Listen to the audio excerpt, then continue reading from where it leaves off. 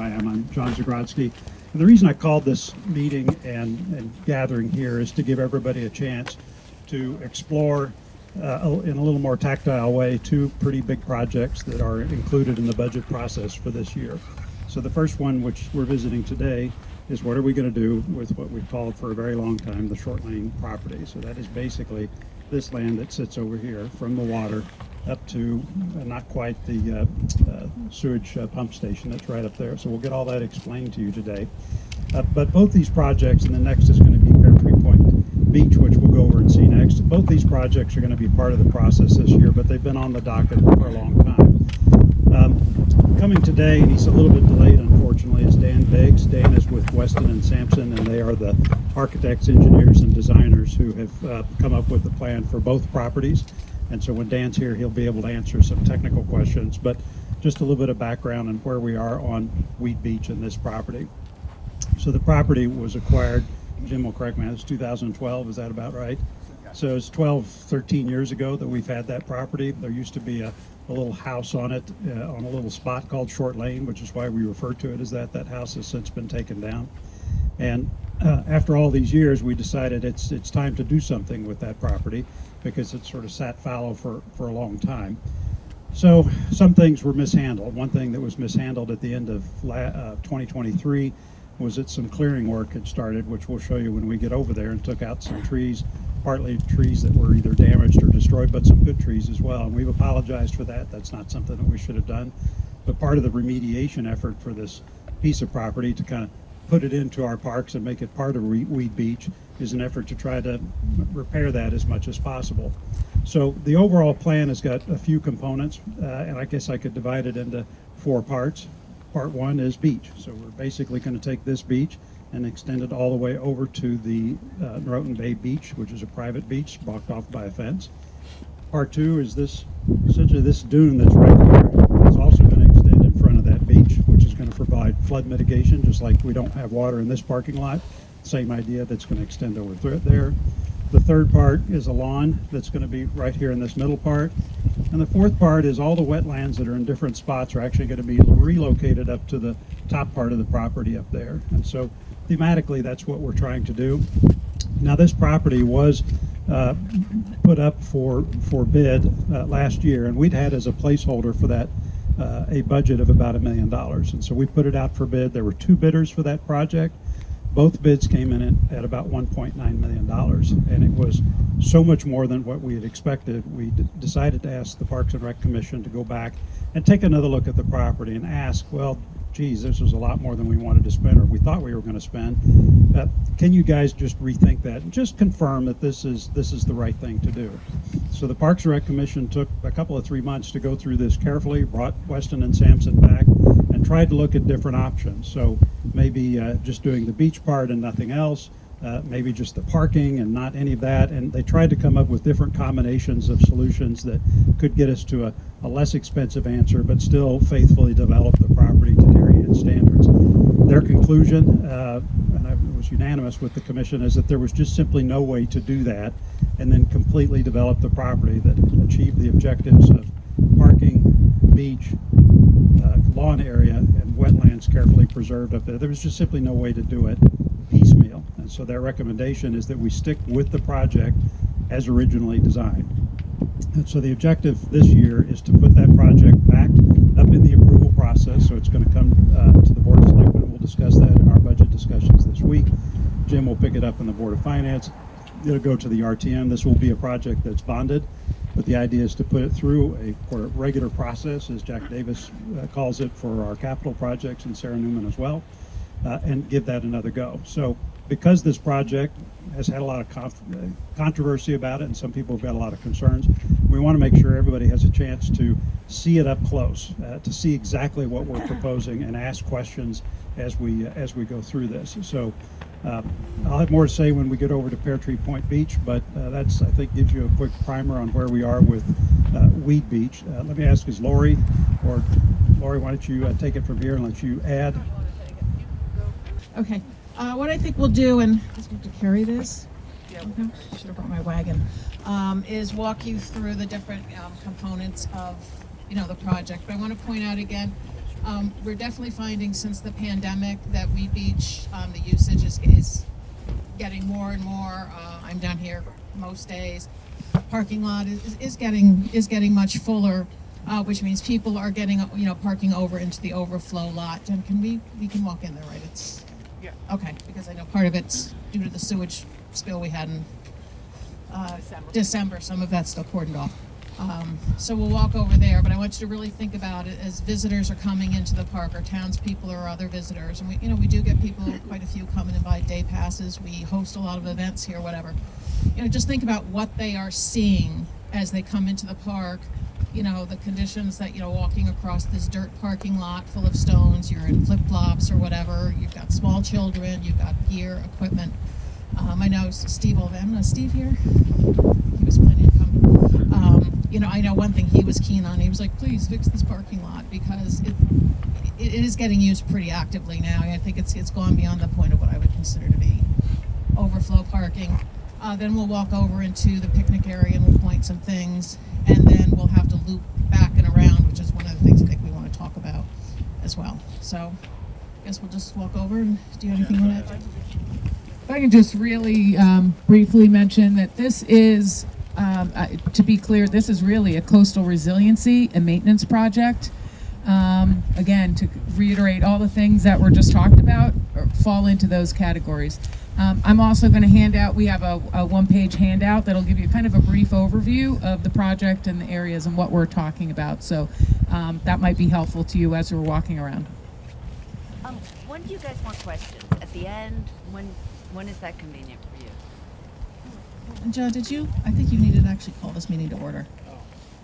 I would like to call this meeting to order for all the relevant boards who have quorums. Okay. We can take questions at any time. One of the things I wanted to make sure we had was Dan Biggs here, just because he'll be able to answer what I think are going to be some technical questions on flooding and resilience and native species and kind of all of that stuff. So you can ask questions at any time, but you would possibly do well until Dan is here. One thing Jim brought up to me as a reminder about the funding for all of this. So the community fund had offered up $350,000 from that fund to support the work that we're going to be doing here at Weed Beach. From last conversations, that offer was still good, so we are incorporating that into our planning for that particular project. So before we get started, any questions you would like to ask now? Juliet? Is there a plan to remove the invasives here than the rest of the beach? Because it's overrun with mugwort. We are very aware that it's overrun with mugwort. The commission has been extremely focused on that. Last year, we were lucky enough to have an Eagle Scout candidate who stepped forward and worked with us on the project to do it. He raised the funds, etc. for it. We did use some of our budget dollars to buy the seagrass, so a group of volunteers over a very long and back-breaking weekend. We did the first two sections over here. We took out all of the mugwort and planted about 1,500 seagrass plugs, which have come in very nicely.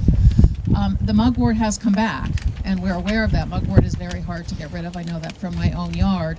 So we do need professional assistance. So we have put money in this year's budget, pending approval, to be able to have professional landscape work done to continue to maintain that. And then we also have money in the budget to continue with these sections to get them done as well. So that's very important to us, but we need the money. And as one of our commission members said, he said, that's great that you got a bunch of volunteers to do that, but to maintain our parks by having your volunteers, including your, board chair, having to spend full weekends pulling out mugwort is not a sustainable solution. It really just isn't.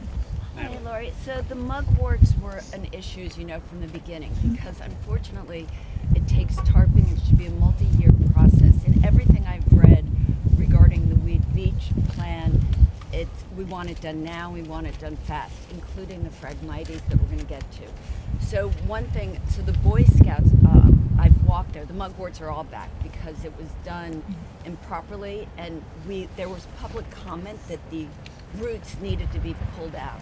So when you say you have some money and professional, one, does it include chemical removal? Because I think we're too close to the coastline. I don't know, you would know that if it's a state law, but you don't want synthetic chemicals going into our beaches We're and not waterways. planning on using chemicals. It will So- have to be Physical labor. and tarping, I assume. And I will tell which- you, we worked very hard to get roots out, and I was here all weekend But pulling you them can't, myself. they can't, I mean, it's. You can do the best you can. I mean, we which can do the isn't best good we enough can. because they're back. Then what do you suggest? I don't That's know what to say.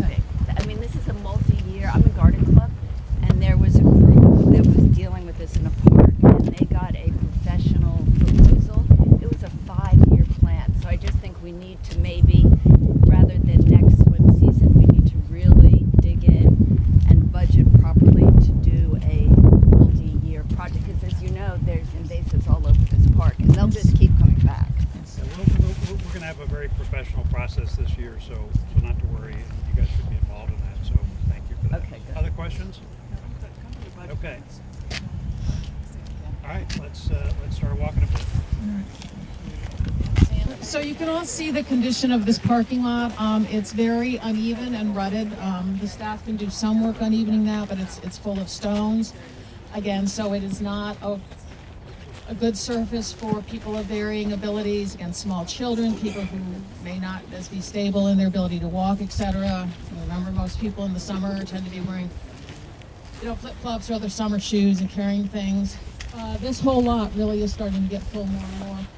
Part of that is cordoned off because of the spill we talked about, but this is a prime parking area. So I mean, just envision you're coming in to visit the beach and you're parking, and this is what you're seeing, And again, while this is primarily a resiliency and maintenance project, I think we have to think about the condition that we want our parks to be in and how they present.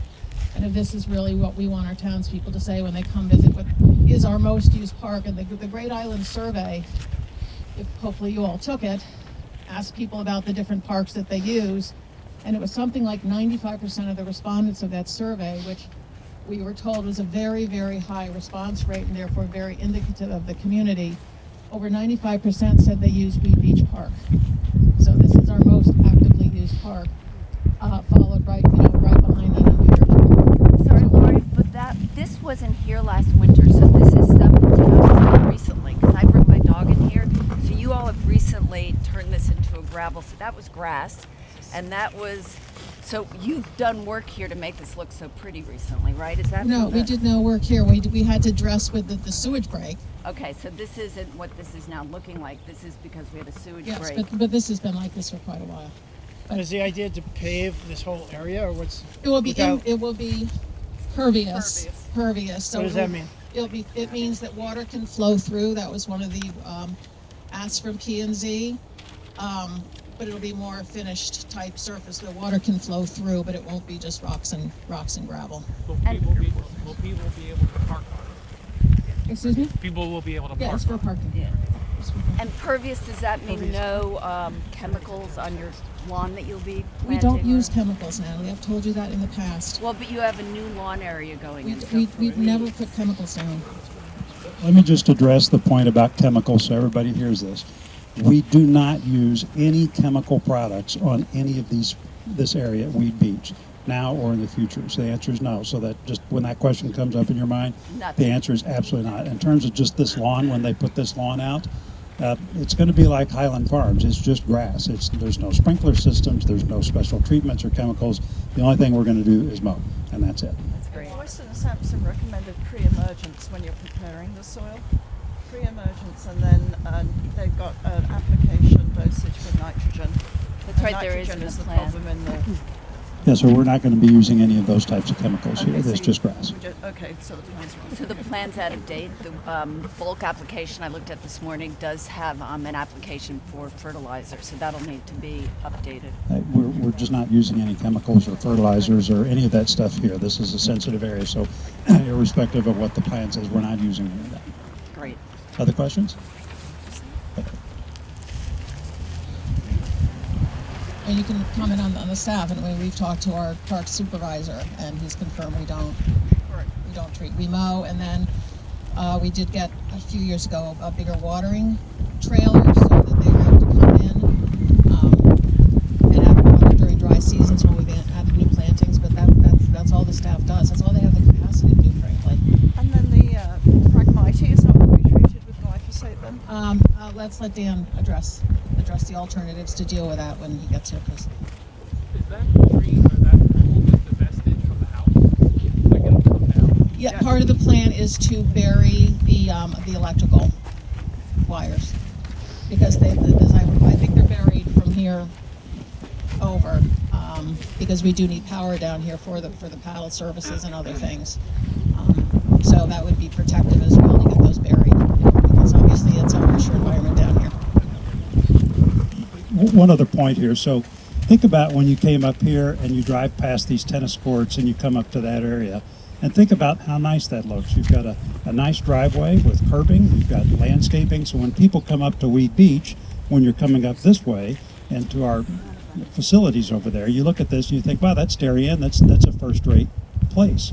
And yet when you come over here, sewage problem aside, but when you come up here and you see all of this and you see that none of this is really developed, what we want you to think about is the aesthetic point that we're trying to make with fixing this area up. So the idea is that when you come in and you say, I'm a resident or I'm a prospective resident in Darien, and I come up to Weed Beach and I look at that side with the nice equipment and beautiful area, I want to look over here and I want to think exactly the same thing, right? The whole Weed Beach is an integrated place, and when you look at it, you say, this is a first-rate place. It's well-maintained, it's beautifully set up, it's just as nice over here as it is over there. So a big aesthetic point about this project is essentially to turn this into what we really intended, which is part of Weed Beach, and it's going to look terrific when we're finished. So as you look at this, look at some of the areas here, and you see how unfinished it is, and even with trash and rusted out things that are right up close to the beach, and you think, yeah, that's not really Darien, that's something that we really should change. This project changes that, and it's going to make a huge difference. I was looking Yeah, and that's another point. I mean, especially as our community grows, we're putting in a lot of apartments. Apartments, by definitions, don't have a lot of green space. We'd like to have them come to a place like this when they want to enjoy the outdoors, and they're going to be looking for that since they don't have their own green space at home. Natalie. 2 questions. And so I've asked this before. Our planning and zoning, have we thought of integrating how the town defines green space into actually usable areas in some of these apartments?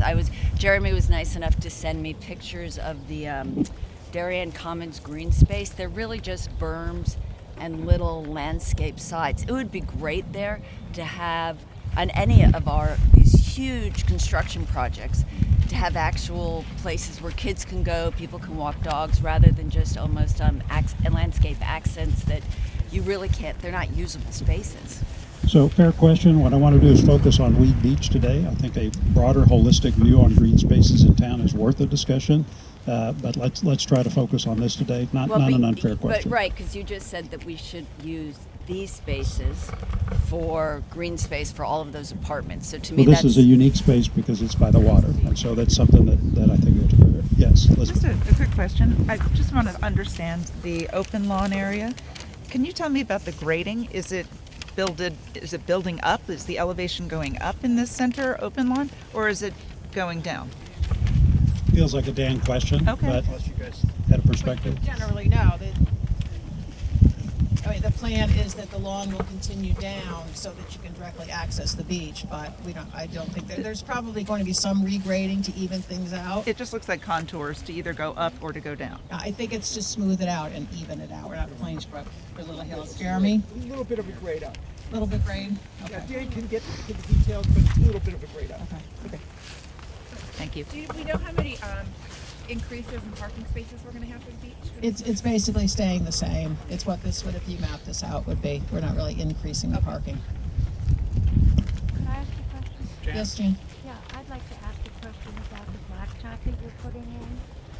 I don't quite understand the reasoning for that. I mean, we just bought big pieces of property, both of which are going to have some blacktop, as I understand. Well, we have the one, I can't remember, Highland Park, which has a huge blacktop surface. I believe we're putting in a little bit of blacktop, or it's considered, on Great Island. I don't understand why we have to have another blacktop surface over here. I think it's just antithetical to what you're talking about having open space and drainage and all of that kind of stuff, and it's expensive.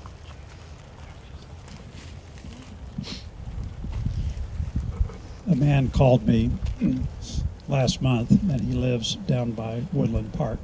And he says, would you mind coming over and taking a look? Sure. So I drive over there, what I do, and we walk in the pathway up so that runs north-south in Woodland Park. And the reason that he asked me there is that it's kind of an unfinished pathway. He's an older man, and he was walking, and he says, you see how the pathway's kind of worn here, and you see all these rocks here in front of me? I'm having trouble with this because it's a falling and tripping hazard. And he says, I fell the other day, I was okay, but I was wondering if the town or maybe an Eagle Scout project that they could come in and take out some of these rocks because it's a hazard for me. And so one of the reasons that we have, and we're not talking about paving this whole thing over, one of the reasons that we have a pathway, kind of like Highland Farms, is going to ring this, is so that someone who's mobility challenged or needs a flat surface, or a mom with a stroller or a wheelchair, or just an older person who might have a propensity to fall on an uneven surface, is to have an opportunity with a pathway like that, just a pathway, not the whole area, just a pathway to give them a smooth, level surface so that they could walk safely if they'd like to do that down by the water. Part of the reason these decisions are difficult is that we're trying to accommodate the needs of everyone, and everyone brings to the table a point of view. It's environmental, it's aesthetics, it's mobility, it's open space, it's nature walks, it's kind of all of that.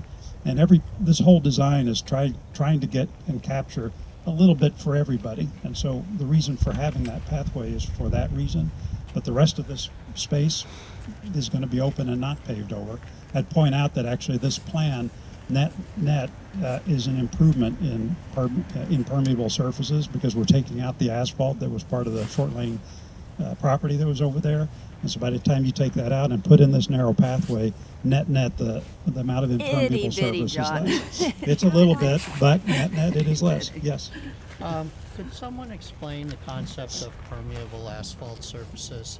Because I think there's some confusion.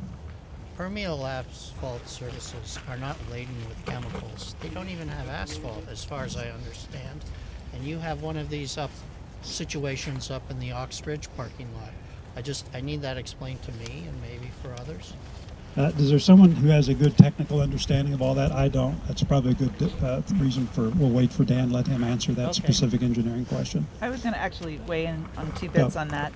From what little I know, I'm not an engineer, but the one component that's left out of the asphalt material is sand, in order to make it permeable. So if you could consider it almost like as a rigid sponge, so that water actually flows through it.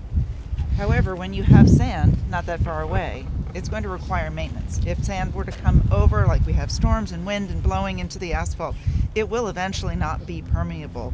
You have to vacuum it out in order for it to maintain its permeable quality.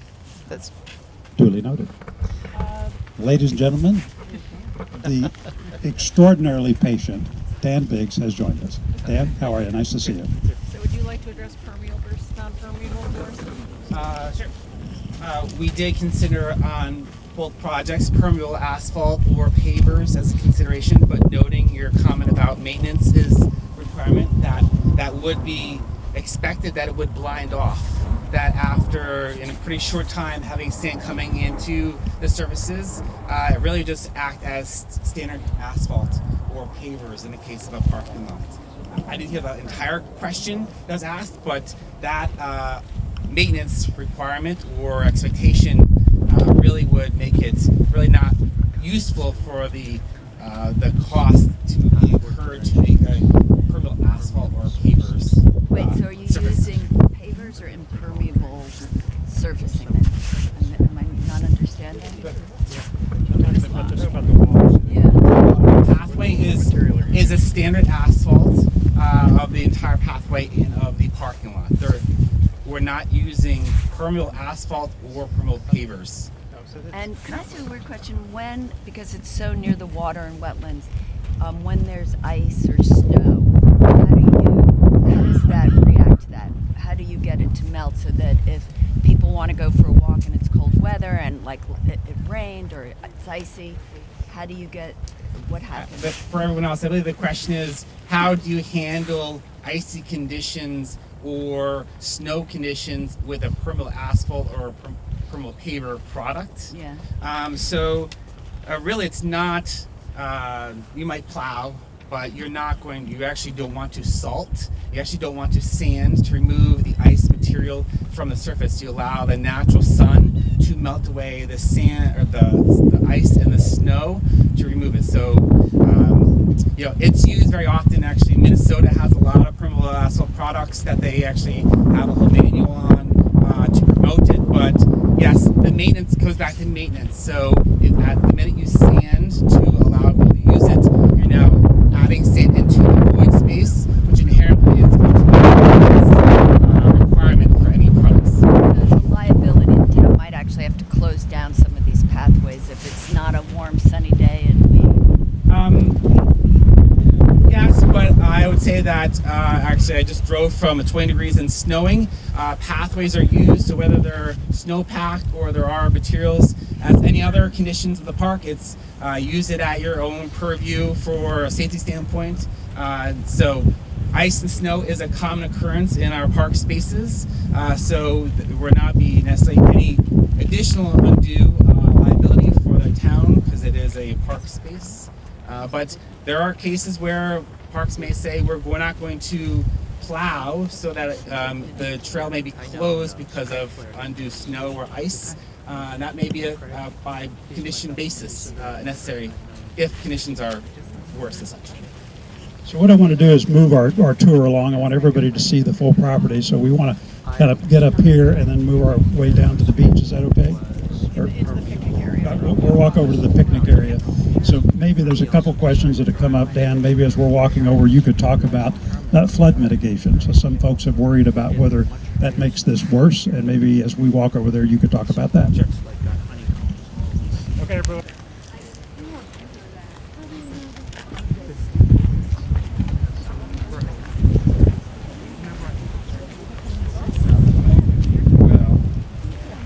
So this is the Darien Sailing Club.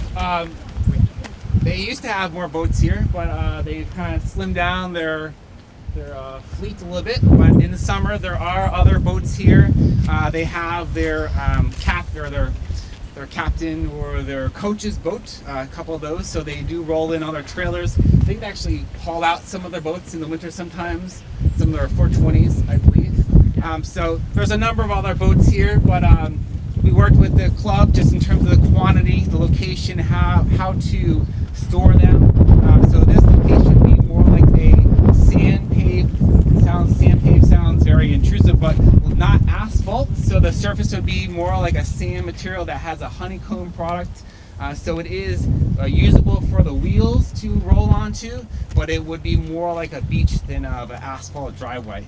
So that would be the general vicinity. It's similar in size as you see here, but it's reduced a little bit for efficiency standpoint.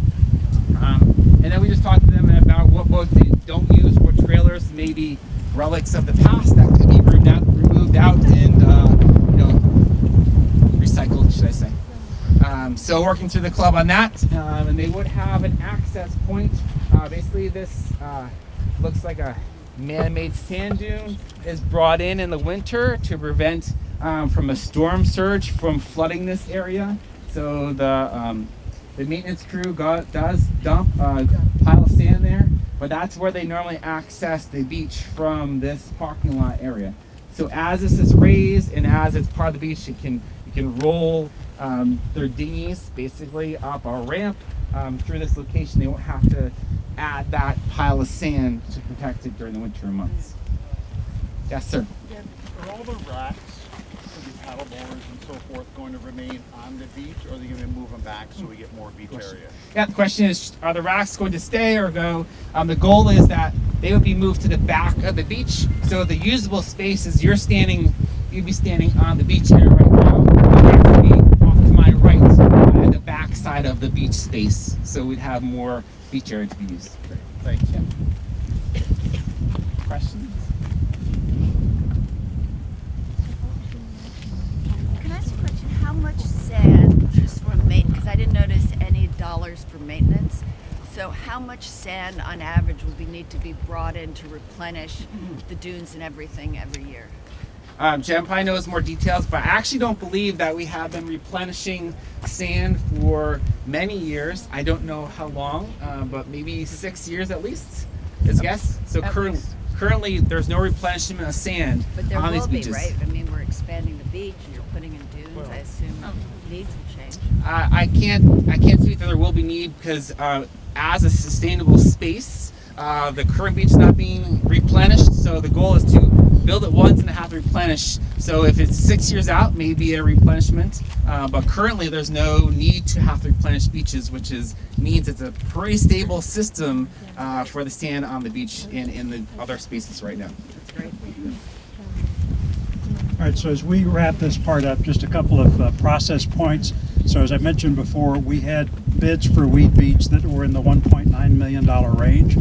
Obviously, those bids have expired, and so we're going to have to rebid the project. In the budget, we have a placeholder for $2.5 million, even with inflation. I don't expect the bids to be in excess of that. And so what we'd be voting on and discussing is a $2.5 million placeholder. So as we move this process along, assuming that it gets approved and that everybody wants to move forward, what we would do is we would put this out for bid. Again, I expect the bids to be less than that, and so the 2.5 million is just like I said, a placeholder. As I mentioned before, this is a project that's going to get bonded. So once the bids come in, and again, assuming this is all accepted, it would be part of our regular bonding to pay for all this. So that's the general plan. And Dan. does 2.5 include the 350 from Darien Foundation? Yeah, so 2.5, that placeholder, the community fund, $350,000 is on top of that. So I just wanted a placeholder it's a where 285. that plus that, there's no way that we're going to have something that's going to be in excess of that. Similarly for Pear Tree Farm. Darien Foundation, correct. Darien Foundation, thank you. Can I go back and just... Hold on, Dan, you had a That was question? my question. Oh, your question. Yes, Elizabeth. You're calling this a coastal resiliency project. So again, I just hope that you're keeping in mind the value of an existing mature tree has tremendous water absorption properties. And if you take out that from the site and go back with new trees, they have almost nowhere near the capacity of water absorption of an existing tree. So I really would hope that, and I don't believe that the plan has much existing tree coverage that's been left, that I just don't see where the resiliency is a part of your consideration. Resiliency is, so although the location of the tree is the one oak you're speaking to is There are in many existing mature many trees. existing trees, other trees, some which are not in good condition. They're not all pristine here on site. We are replanting throughout the perimeter of the space and also between the parking lot and the park itself. So we are replenishing. We did look at having replantings within the quantity being removed. And I think that talking with other entities, they would consider adding more trees to what's in the baseline plan. So that was the goal. Now, can be more trees added? Or saved. We save as many as we can within the space of how to make the space usable. Right. And as I mentioned, by modifying the grades, it may look like a tree the first day as to being retained and preserved, but in 5 years you're going to see the remnants of having the grades around it modified, which therefore you saved the tree and it just suffered the whole duration before it failed. But right now the plan says we're going to lose a net amount of 17 trees. So that's 17 trees just gone. That's not including the ones that were taken out that John referred to before. And the diameter at breast height of the ones that you're putting in compared to the ones that we're losing is something like 15 to 20 feet of diameter. And as Elizabeth says, that those are our best coastal resiliency methods, not lawn. And so we're really perplexed as to why you would remove massive root systems, including that oak, for example, and put in lawn that has roots like this for a resiliency project. Yeah, I mean, there's various ways of how the space can be used. So currently it's not being used, it can't be used. Although the tree is in the unoptimal location for the future use, we're trying to preserve as many trees as possible within the space. Therefore, most of them are on the perimeter where there is no grading impacts to the trees. I don't disagree that a 12-inch caliber tree is much more beneficial than a 2-inch caliber tree. I don't disagree with that. But the quantity we're trying to replace in kind over the overall project to make the long-term resiliency of the project better for the entire community use not just preserving a tree or two within the space. The hazard trees, as you mentioned, working with Sandy, who is the maintenance supervisor for parks, we went through, we identified hazard trees. He was removing those that were concerned for patrons in the park space, so that there wouldn't be concern for a post-storm event or a future storm event to have trees that could be of concern to someone recreating in this space. I don't know exact quantity if there's been any recently, but I don't believe so, because I haven't heard from him in a couple months, rather. There have not been any. There haven't been any taken down recently. There are still a few that were pointed out that need to come down that are hazards, but it's only a handful, I think, if that. A couple of things, just because all the committees are here. This beach, I live here, I'm down here a lot, is always empty. The survey to do this plan was 2018. It is outdated. It is no longer relevant. People love Weed Beach because of the paddle courts, because of the tennis and the playground. It's not the beach. I think the town needs to go back to the drawing board and reconsider. I think a coastal resiliency plan, if it was meaningful, would be wonderful. What you're trying to do here, in light that we now own Great Island, and we don't even know what we're doing over there, but we're talking about parking and destroying that, is I think we need to look at this holistically. As for Baywater, I'm sorry, Jim, the property owners in general have no idea what's going on here. The group was a small group of residents who live right across the street. So there are other homes, so if you want a meaningful position on how the neighborhood thinks, then you need to go actually talk to neighbors. Duly noted, thank you. Other questions? I know you love Can it. we proceed to the other beach now? Let's go. Okay, so what we're going to do is gather up in your cars. We'll shut off the tape. Let's drive over to Pear Tree Point, and that'll be the second. The history of this and what we're trying to do, we're going to go into some more detail, but I wanted to give a quick highlight. This project has three components. The first component recognizes that the fact that we have a problem with this parking lot in this beach. Craig Flaherty is here today, and I'm going to let him talk about that in more detail. But before we get into that detail, the first part of this project is basically to raise this parking lot, which will also entail creating a barrier there between the parking lot and the little beach area that you see out there. Again, the idea is to arrest, to the extent possible, the beach erosion and to protect this parking lot and this asset. The second piece of this is to redo the boat ramp. We'll get over there. The boat ramp is right over here. The basic problem with that boat ramp is that it's too shallow, which means you basically have to drive your car into the water to get the boat to float off the ramp.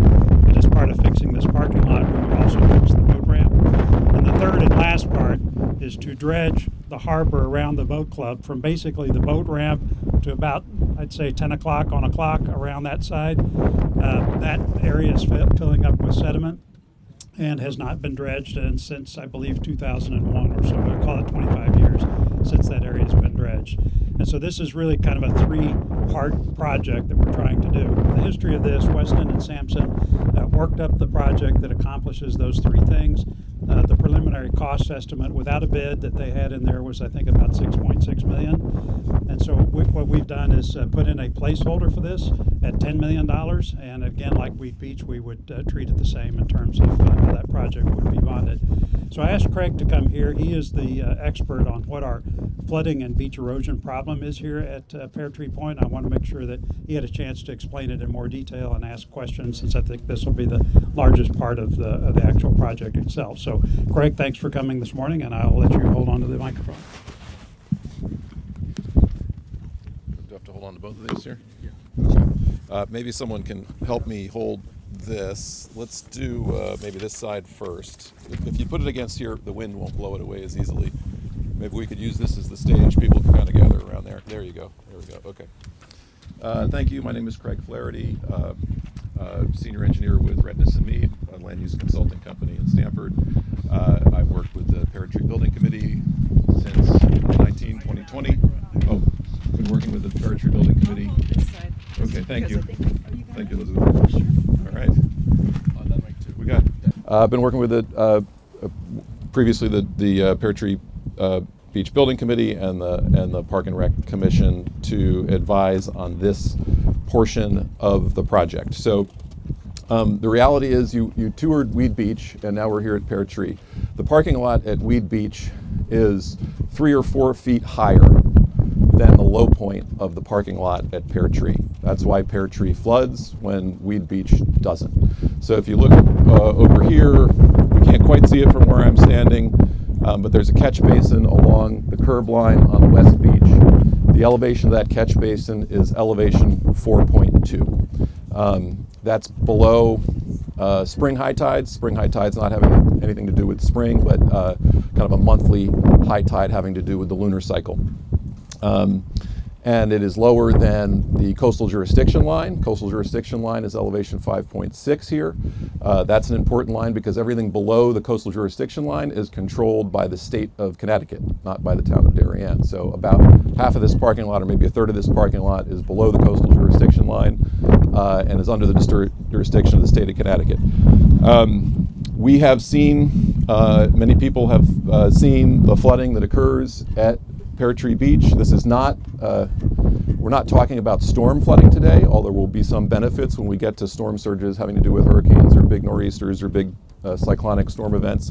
We're talking about just the tide cycle and what might be wind out of the east on a sunny day. And so all of these pictures are from basically fair weather tide events or a light wind blowing out of the west. The geometric shape and geography of Long Island Sound is such that the long way goes that way. So if we have water blowing into Long Island Sound, it's going to build up towards the west side and come up and fill up Long Island Sound higher than just the tide cycle alone. This is starting to happen more frequently because seas are rising.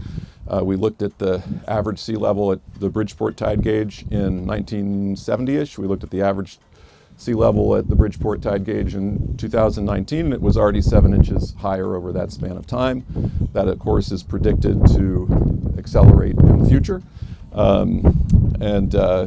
So what is currently happening, the frequency and depth that it is happening is going to increase in the future, period. So at some point, what is maybe a tolerable nuisance will turn into loss of the use of the park more frequently and more often. So what I was able to do with the photos that different people sent me or I took myself over the last few years is tie them to an elevation in the parking lot and then understand from that what the proposed project is going to do for us. And the proposed project basically is to elevate the lowest point in the parking lot from elevation 4.2 up to elevation 6.2.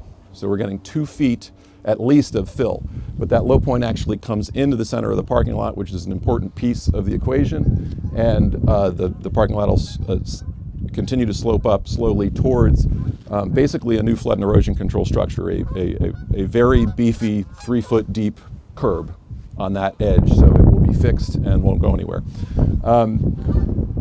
So the first thing that's unique about that is that the DEP basically has a standard not to let you fill more than 12 inches. If this was a private home or private property used for private purposes, they would not let you fill at your seawall more than 12 inches. We have basically negotiated through Dan a 12-inch average, which is more than 24 inches in some locations. So we have a preferable ruling from DEP because this is a public beach for public good and public access to the coastal resource. But it should not be taken for granted that we got that approval. It wasn't an easy one to get. It has a shelf life. And again, when we're done, the entire parking lot will be above that coastal jurisdiction line, and the state will no longer have jurisdiction over what we do with this property as they do now. So I'll just move counterclockwise. Well, actually, so let's go to typical one. This one here was Labor Day. Labor Day Labor Day 2023. It was a day of very high use. The beach was crowded, the parking lot was full, and there was 12 to 15 inches of water in that low point. The West Beach was pretty much gone. There were people literally standing in the water, their salt water up to their brakes.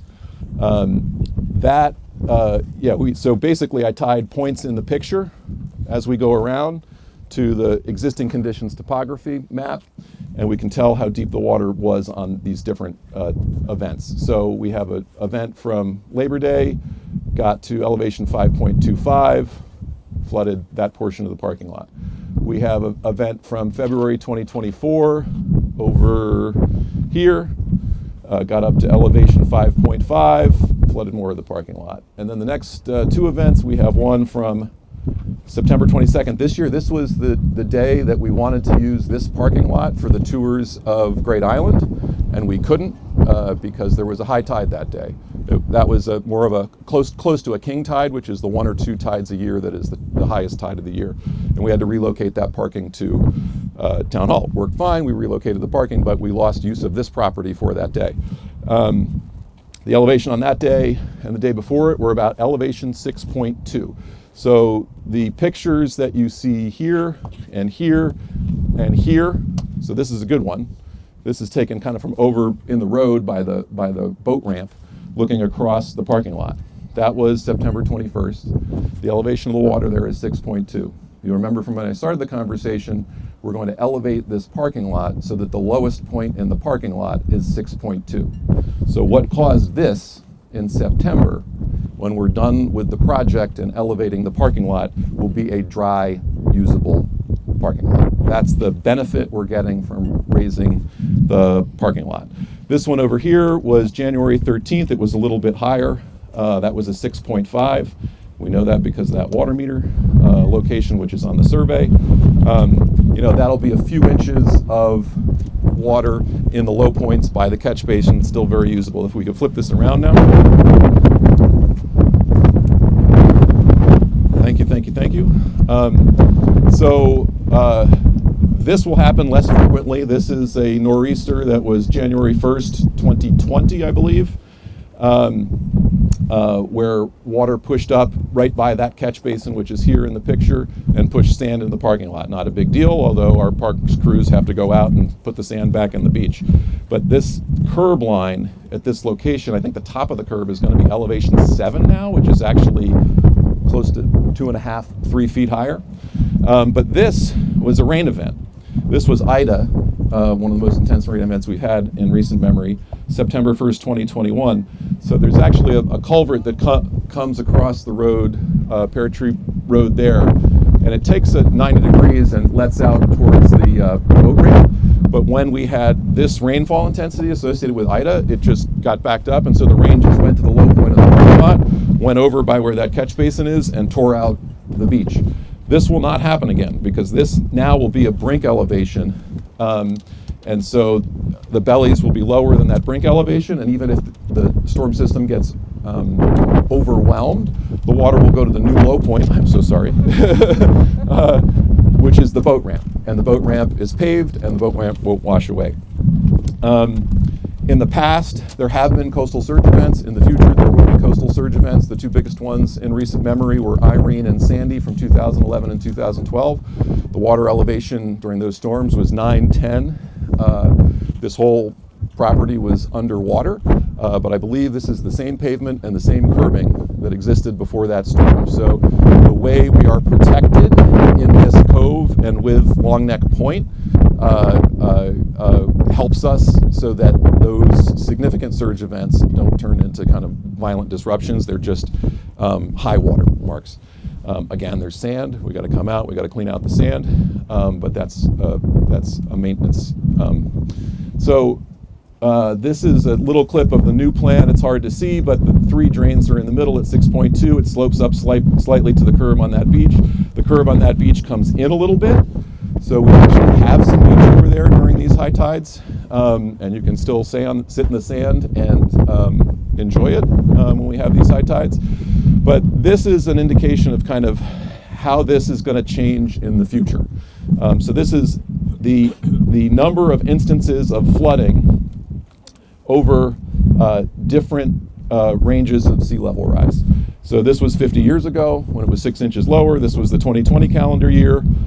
This is if we have 6 inches, 12 inches, or 20 inches of sea level rise. I told 20 inches because the Connecticut Institute for Climate Adaptation, I think it is, recommends a 20-inch planting margin for a 50-year time period. But basically, what is happening with 15 times a year or once a month today will happen effectively once a week with 6 inches of sea level rise. And that will happen effectively once every 3 days with 12 inches of sea level rise. So again, very quickly, if we do nothing, we will more frequently lose the use of this park. And this is kind of a demonstration of how that occurs.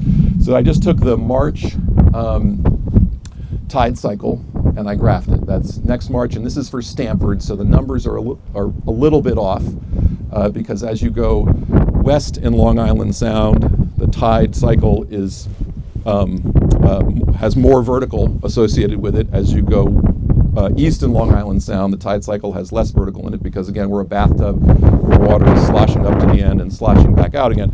So these are Stamford numbers, not Darien numbers, so they might be a tenth or two off. But I drew a line at that elevation 4.2 in blue at the top of the tide cycle. So you can see, occasionally there's a little bubbling out by that catch basin. Maybe it gets 6 inches deep, maybe it gets 12 inches deep. If we do nothing and we get 12 inches of sea level rise, that's the orange line. So that's how frequently the parking lot starts flooding, and with more depth, it will take over more area. If we do the project, which takes the low point from the blue line to the green line, that's elevation 6.2. Again, in current tide cycles, the parking lot will be dry. I look at the big picture on this project, that it's about buying the effective use of this property for another 30 or 50 years before our children or grandchildren are faced in the same situation we are today. Well, what should we do now? But that seems like a good use of money to me, but that's not my decision. That's all I had to say. Who's next? Oh, I guess questions for me before we go on. You want to do that? Okay. So I guess if DEP approved this, they're okay because the water's got to go somewhere. So we're not going to impact all of the neighbors around here because we took water off of here. Absolutely not. So there's a difference between tides from Long Island Sound and drainage from rainfall, right? Either way, this project does not cause an impact on adjacent or nearby property owners.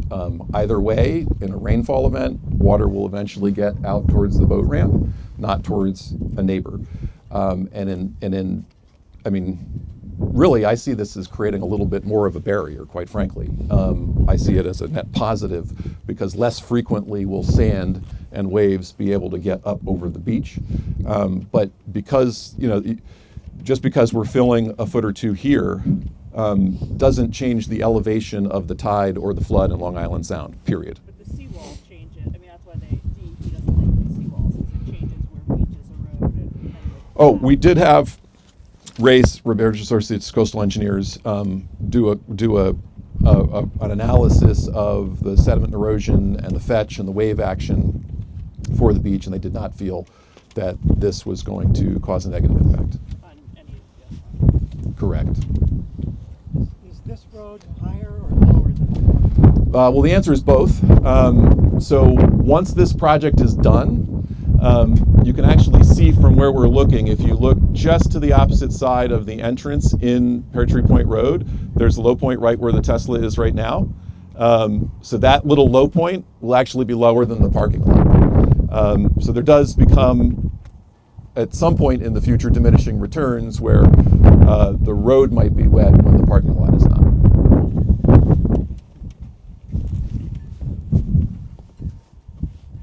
Craig, will we gain or lose any parking spots based on what we're doing here? Yeah, I think the decision is to lose like 30 or 20 parking. What is it?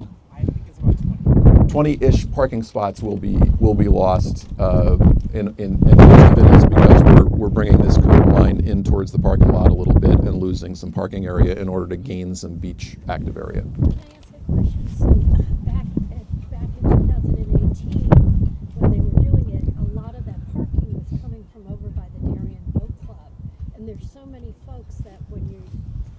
boat club and you have to load your kids and you're unloading all your ice chests and everything else. That area almost, many people felt that it would have been great if we had done additional lining and added 2 additional lines back there instead of taking away parking space. I'm talking about Yeah. over there. So that's gonna be some negative feedback from taking out so much is going over there. Yeah, I'm not sure about exactly where the parking allotment is. I don't know if you can speak to that. So in terms of parking, Oh.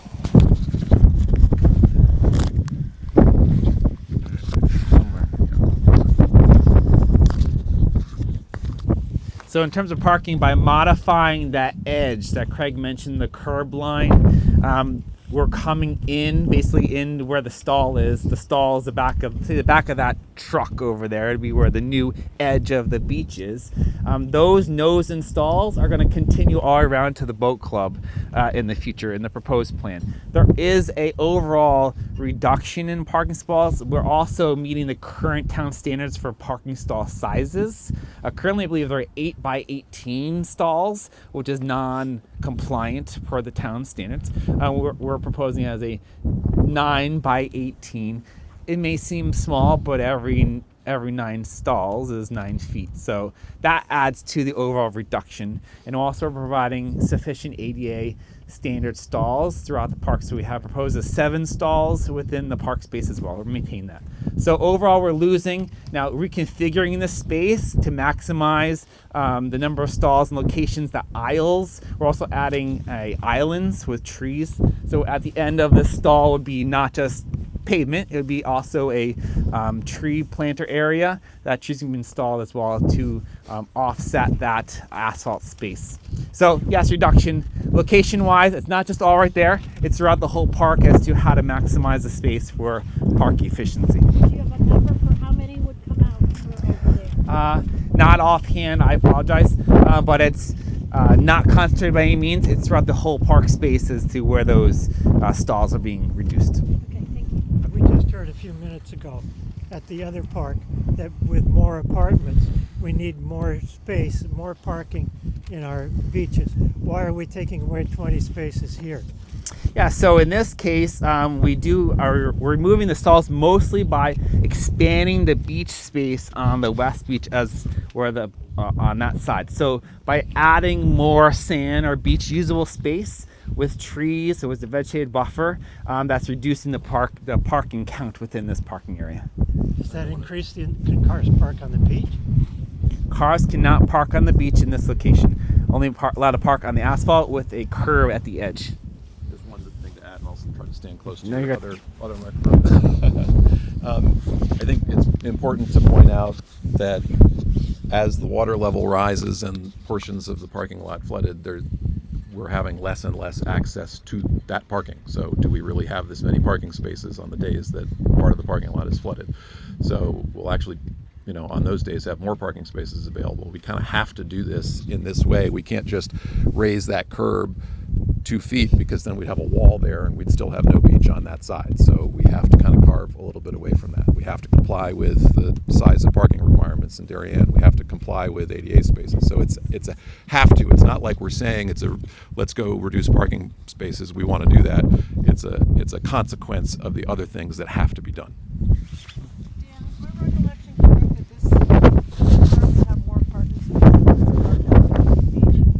Yes, I don't know the exact count of Weed Beach offhand, but yes, in general we have more stalls here for the usable space compared to Weed Beach in the current condition and the future.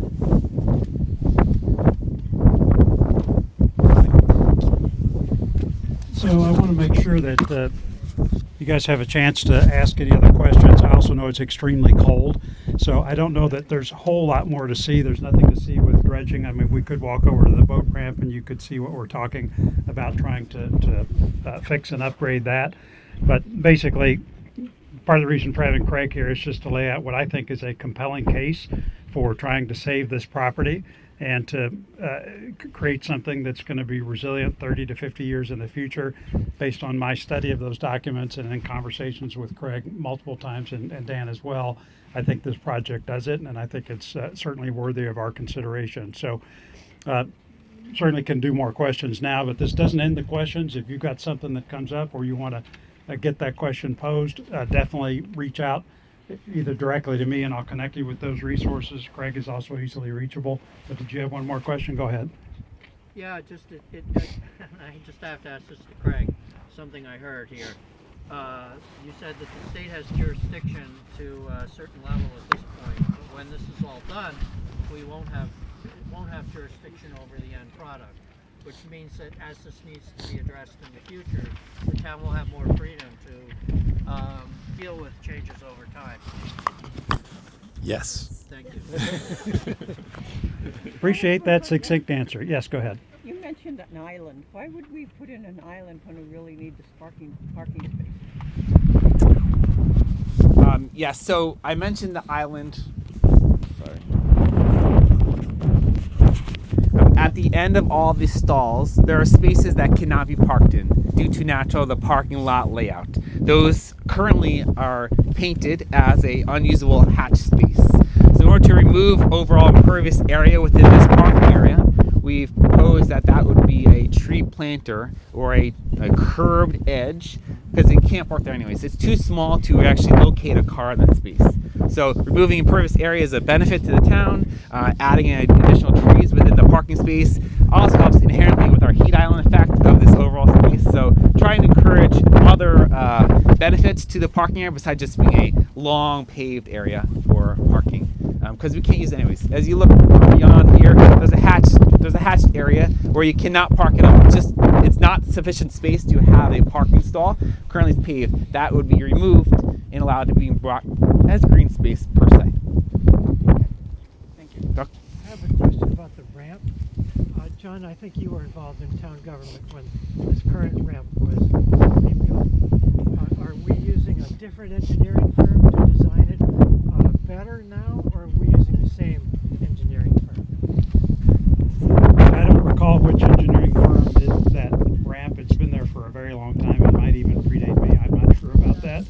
But the solution is actually pretty straightforward. It just needs to be steeper. I mean, they'll redo that. But that's the problem with the ramp. Is it urgent to fix? No. Since we're doing the entire parking lot, it's very easy to put that on it.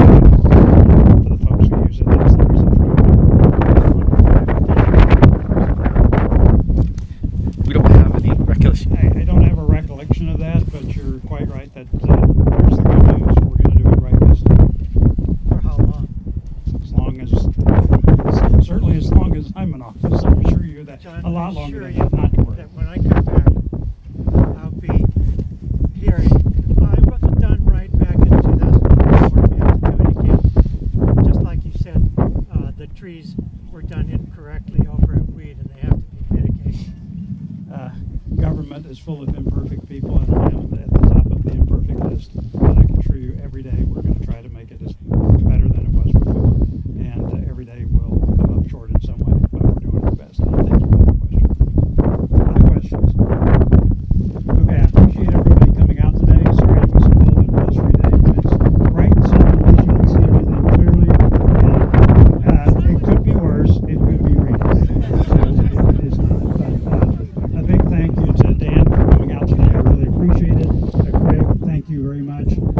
Town team, Jeremy, Jen, everybody who's here, as well as all the elected officials. Don't let your questions go unanswered.